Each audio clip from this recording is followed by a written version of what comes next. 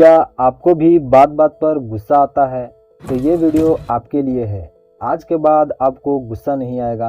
आप सोच रहे होंगे कि एक वीडियो देखने से हमारी गुस्सा ख़त्म कैसे हो सकती है, तो मैं आपको बता दूं कि बिल्कुल हो सकती है। बस आपसे रिक्वेस्ट है कि वीडियो के अंत तक बने रहिए।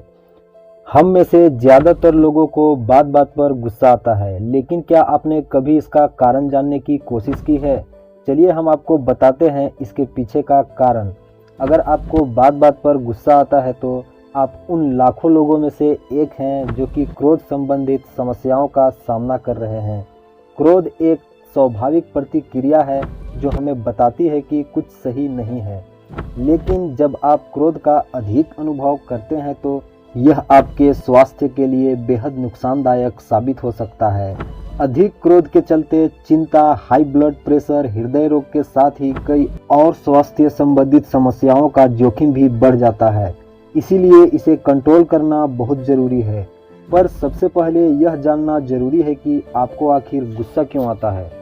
अगर आप भी अक्सर गुस्से का सामना करते हैं और आपके मन में भी यह सवाल उठता है कि आपको बात बात पर गुस्सा क्यों आता है, तो हम आज आपको इसकी पूरी जानकारी देंगे ताकि आप इसे सही तरीके से मैनेज कर पाएँ। चिंता, क्रोध तो सबसे आम कारणों में से एक है। चाहे आप अपने बारे में चिंतित हों या अपने किसी प्रियजन को लेकर चिंता और यहाँ तक कि डर भी कुछ परिस्थितियों में तेज़ी से गुस्सा आने का कारण बन सकता है। अगर आपको लगता है कि आपकी क्रोध भी भावनाएं और चिंता के कारण पैदा हो रही है, तो जानने की कोशिश करें कि इसका स्रोत क्या है। पता लगाएं कि आपकी चिंताएं कहां से आ रही हैं। यह खुद से पूछने का समय हो सकता है कि आप डर क्यों महसूस कर रहे हैं, या आपको सबसे ज़्यादा डर किस चीज़ से लगता है। अपनी चिंता को लिखने का प्रयास करें, साथ ही यह भी पता लगाने की कोशिश करें कि क्या आप उन्हें संबोधित करने के लिए कोई कदम उठा सकते हैं। उदाहरण के लिए, यदि आप अपने साथी के विदेश यात्रा पर जाने को लेकर चिंतित हैं तो अपने साथी के साथ खुलकर और सौम्य तरीके से अपनी चिंताओं का संचार करें। एक बार जब आप अपने डर का सामना कर चुके होते हैं तो आप न केवल खुद पर गर्व महसूस करेंगे, बल्कि आप नोटिस करेंगे कि आपका गुस्सा कम होने लगा है। क्रोध का एक और सामान्य कारण शक्तिहीनता है।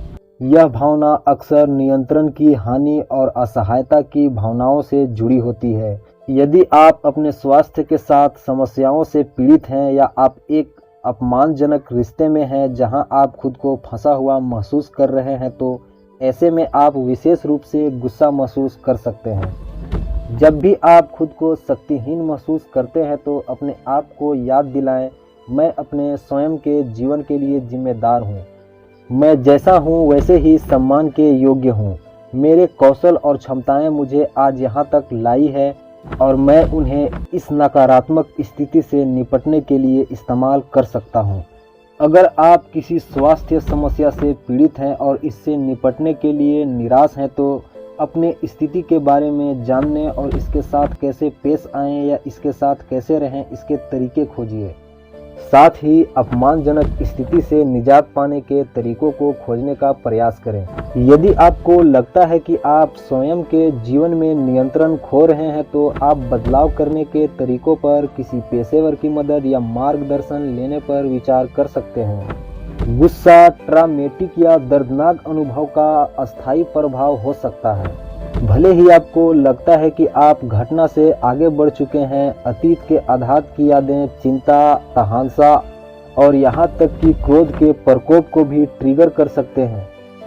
अतीत के आघात को ठीक से हल करने के लिए पेशेवर की मदद लेना हमेशा एक अच्छा विचार है। अगली बार जब आप अपने को किसी ऐसे अनुभव के कारण गुस्से में पाए हैं, तो रुकें और प्रतिक्रिया देने से पहले स्थिति को प्रतिबंधित करने के लिए 1 मिनट का समय लें। सोचें, इस स्थिति को लेकर मुझे गुस्सा क्यों आ रहा है? यह स्थिति मुझे क्या याद दिलाती है? इससे आपको अपने क्रोध के स्रोत को बेहतर ढंग से समझने में मदद मिलेगी और उचित तरीकों से आप अपने भावनाओं से निपट पाएंगे। तो दोस्तों, आज की इस वीडियो में इतना ही, और आपको वीडियो कैसा लगा कमेंट करके ज़रूर बताना। और अगर अपने भाई के चैनल पर नए हैं तो चैनल को सब्सक्राइब ज़रूर करना। इसी तरह के और वीडियो देखने के लिए तो मिलते हैं अगले वीडियो में, तब तक के लिए good bye, love you all.